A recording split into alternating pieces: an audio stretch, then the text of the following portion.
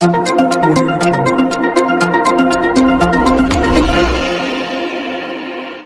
બંધના એલાનને પગલે સુરતમાં રેલી યોજી આવેદનપત્ર અપાયું।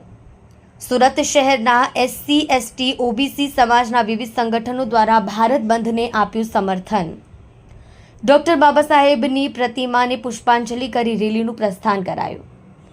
Ring road Baba Saheb પ્રતિમાથી collector કચેરી સુધી આ રેલી યોજાઈ। મોટી સંખ્યામાં મહિલા સહિત આંબેડકરી સમાજના લોકો રહ્યા ઉપસ્થિત। સુપ્રીમ કોર્ટના જજમેન્ટને લઈને વિરોધ પ્રદર્શન।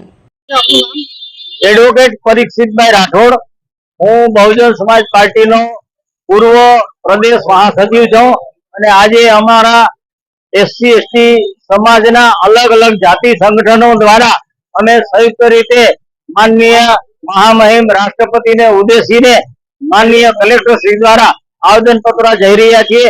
આ આવેદનપત્રમાં અમારો વિરોધ એ છે કે નામદાર સુપ્રીમ કોર્ટે જે જજમેન્ટ આપ્યું છે એ જજમેન્ટના બે મુદ્દાઓ કે એસસી એસટી ની અનામતના ક્રિમિનલ દાખલ કરવું અને એસસી એસટી અનામતની જાતિઓ છે એનું વર્ગીકરણ કરવું અને એની સત્તા રાજ્યને આપવામાં આવી છે। તો અમારા મત પ્રમાણે આ એસસી એસટી ની જે અલગ અલગ જાતિઓ છે એની અંદર વિભાજન થશે, ટકરાવ થશે, વિખવાદ થશે અને જાતિઓનો સંઘર્ષ થશે।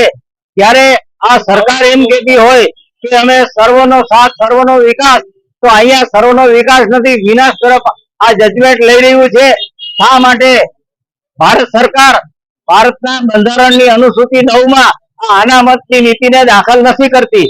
જો બાબા સાહેબની એક સંકલ્પના હતી કે આ અનુસૂચિત જાતિ, જનજાતિ અને અન્ય પછાત વર્ગની જે અનામતની જોગવાઈઓ છે એ ભારતના બંધારણની 9મી અનુસૂચિમાં મૂકવામાં આવે તો એ 9મી સૂચિ એક એવી સૂચિ છે કે એમાં નામદાર હાઈકોર્ટ કે સુપ્રીમ કોર્ટ કોઈ જજમેન્ટ કે કોઈ ટીકા ટિપ્પણ કરી શકતું નથી। આજે દુઃખદ એ બાબત છે કે બંધારણની 9મી સૂચિમાં બાબા સાહેબ ગયા પછી પણ આ જે વર્તમાન સરકારો ભારત સરકારની ગઈ એને 9મી સૂચિમાં દાખલ નથી કરી। તો એક વિઘટન પેદા થઈ રહ્યું છે, એક આક્રોશ પેદા થઈ રહ્યો છે અને સમગ્ર દેશમાં અને ગુજરાતના તમામ જિલ્લે જિલ્લે એક આક્રોશ રેલી રહી છે।